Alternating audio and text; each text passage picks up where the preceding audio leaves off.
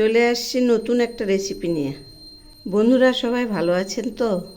আমার আজকের রেসিপি পাট শাকের শুক্তানি, আর এই রেসিপি নিয়ে আপনাদের সামনে আসছি। এই রেসিপি বানানোর জন্য প্রথমে আমি কড়াইয়ে ছোট এক বাটি রিফাইন তেল দিলাম। এবার আমি কয়েকটা ডালের বড়ি ভেজে নিচ্ছি। এই বড়িগুলো একদম লাল করে ভেজে নেব। বড়ি ভাজা হয়ে গেছে, এবার আমি এগুলি নামিয়ে নিচ্ছি।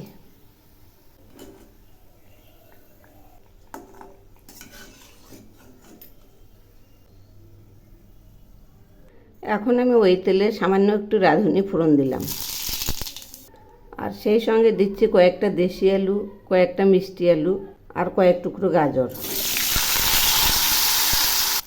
এই আলু আর গাজরগুলো একটু ভেজে নেব।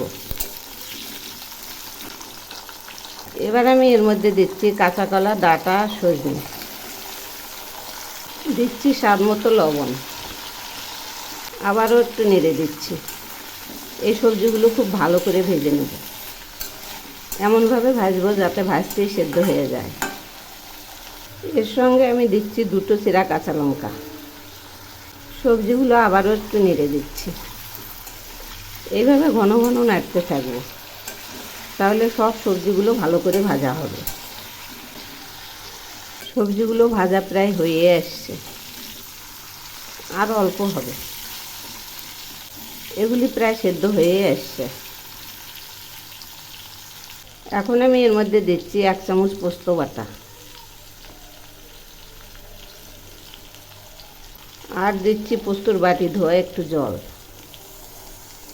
সেই সঙ্গে দিচ্ছি 1 টুকরো আদা বাটা আর 1/2 চামচ রাঁধুনি বাটা। এগুলি একসঙ্গেই বেটে নিয়েছি।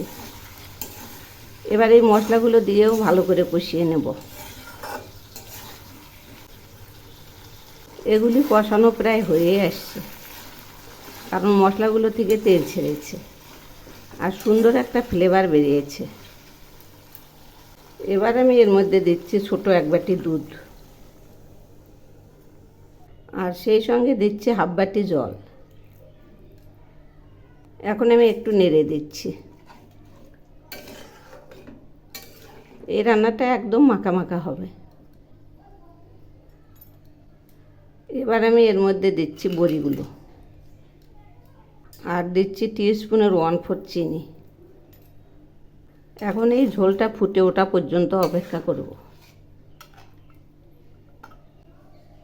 দেখুন ঝোল একটু একটু ফুটছে। এবার আমি এর মধ্যে দিচ্ছি কয়েকটা কচি পাট শাকের ডগা। আবারও একটু নেড়ে দিচ্ছি।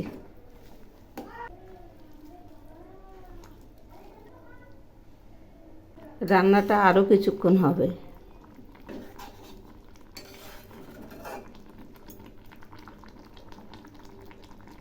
এই যে দেখুন রান্নাটা প্রায় হয়ে আসছে। এইরকমই নামাবো। দেখুন কাঁচা কলা আর দুধের জন্য একদম মাখা মাখা হয়ে গেছে। এবার আমি একটু নেড়ে চেড়ে নামাবো। এই যে গ্রেভিটা এরকম হয়েছে। এগুলি নামানোর পর আরেকটু জমে যাবে।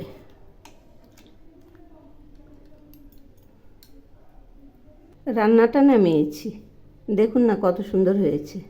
যদি আমার এই রেসিপি আপনাদের ভালো লেগে থাকে, তাহলে এভাবে একবার বানিয়ে খেয়ে দেখবেন, অপূর্ব স্বাদ। একবার খেলে ভুলতেই পারবেন না, এত টেস্টি।